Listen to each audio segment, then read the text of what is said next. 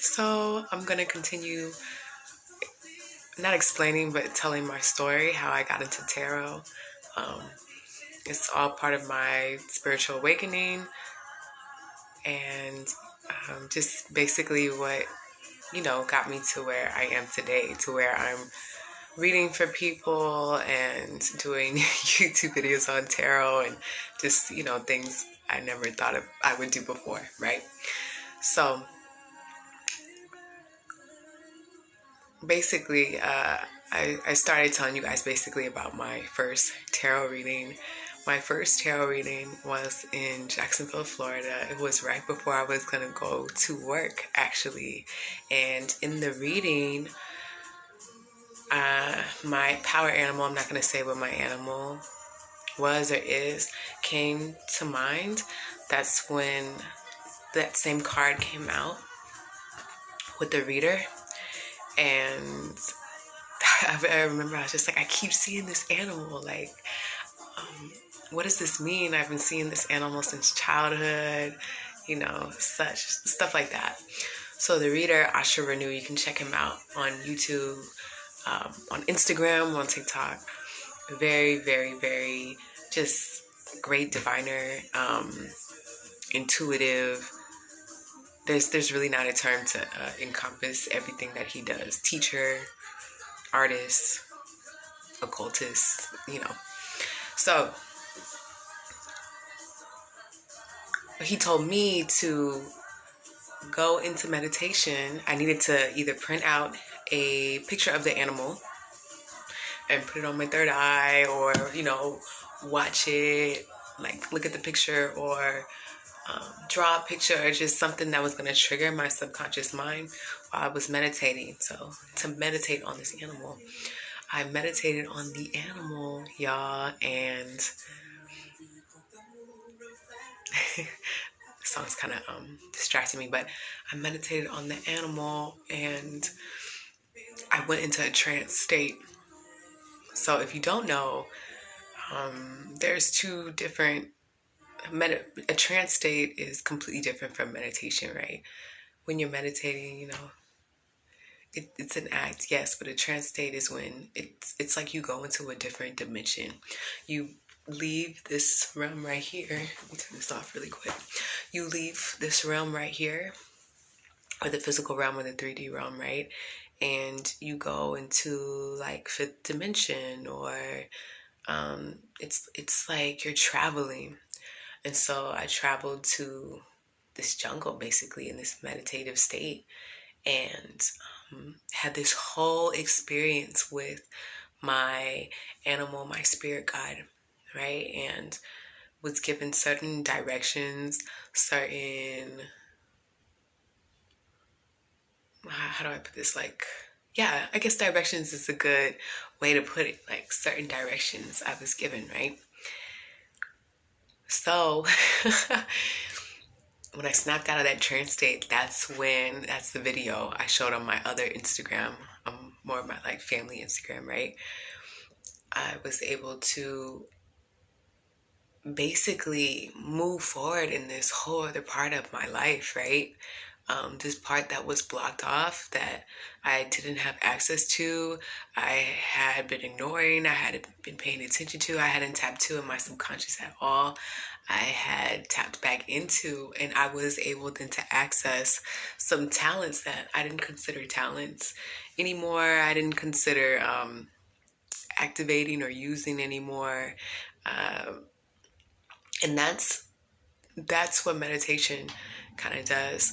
Not just meditation, but anytime you take those trips into your subconscious mind, you're going to be activating parts of you that you've either been ignoring, you didn't know existed, and it brings out the best in you, like the higher version of you, right?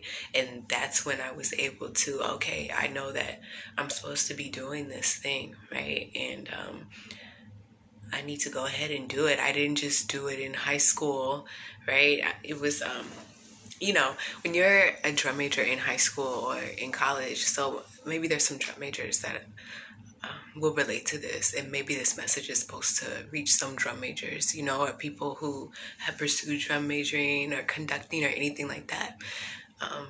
But this really can speak to anybody, because sometimes there's those talents or those things you do in high school, and then you don't do them anymore. You don't access them anymore. You move on to just different things in your life, which is fine. But for me, it popped back into my life after I graduated from college, and I realized that it's something that I was supposed to keep doing. It wasn't just something that I was doing just for marching band in high school. It's something that it was a way deeper calling than that. What's so crazy too is that, and some people don't know what I'm talking about. They're like, drum major, like, what are you talking about? It's not even like the drum major part. It's spinning staff, and like now I just take broomsticks and I spin them. I don't, I haven't bought a military baton or anything like that, or a mace or anything like that. Even though it's probably in storage right now, like I probably could get access to mine right now because I'm home. But a lot of times when you do something like that, you kind of leave it in, hey, peace. I'm talking about basically my tarot journey. So I'm like totally in the end of the story. But basically just how meditation, when you tap into meditation, it's going to open up different talents, different things in your subconscious mind, right? That you can access in this physical realm for yourself. So just letting people know, my story so that they can tap into their powers and their talents as well, and just live a more free life.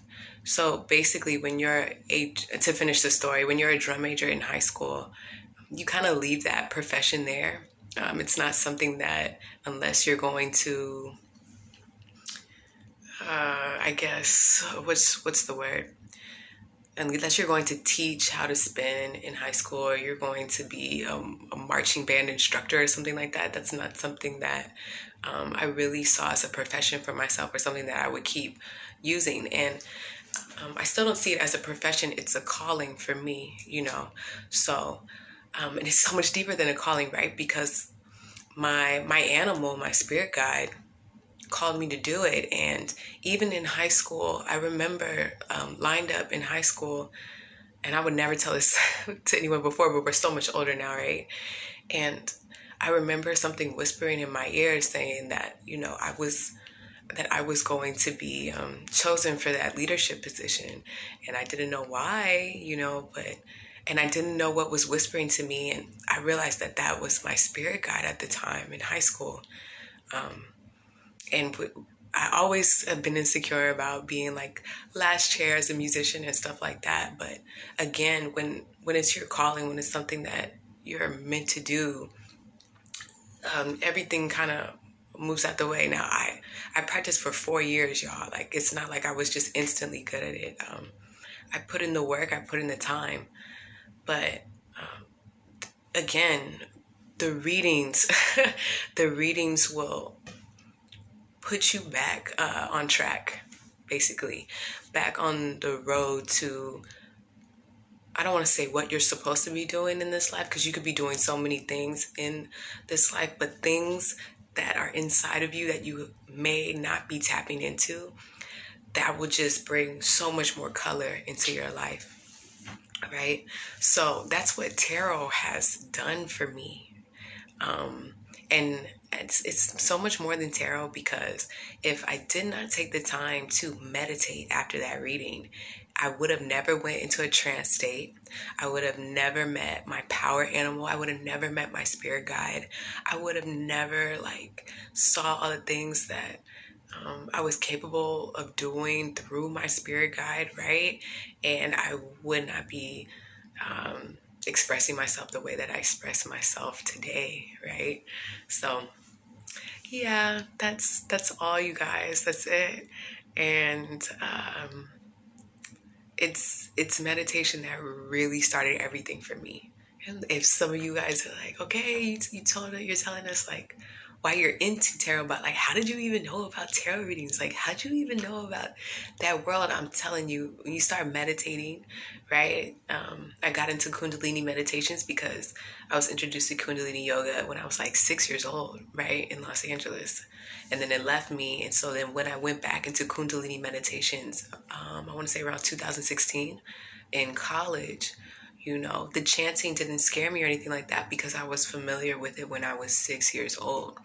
So as I started doing the meditations, you start finding, I was finding a lot of different people talking about different spiritual things that were happening to them on YouTube.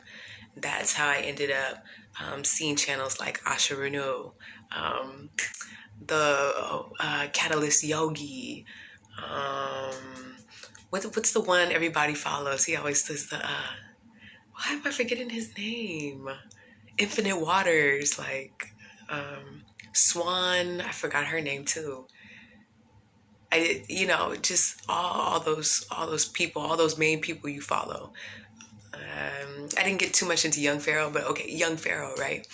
There's a bunch of different people in the spiritual YouTube community, and who were further along in their journey, who could point me into different directions, knowledge, things like that. But it all started with meditating. All of it started with meditating. And even before the meditation, it was the herbs, because once you clear out those toxins in your system, right? And meditation is also a way to clear out those toxins in your system. Now you have also more access to different things you might want to do, right? So that's my story. I hope it wasn't too like all over the place or anything like that. Hopefully I can do also a better version of that. Okay. So peace, y'all, and wishing you guys the best on your spiritual journeys, your spiritual awakenings, and just tapping into the best versions of yourself. Okay. All right. Peace.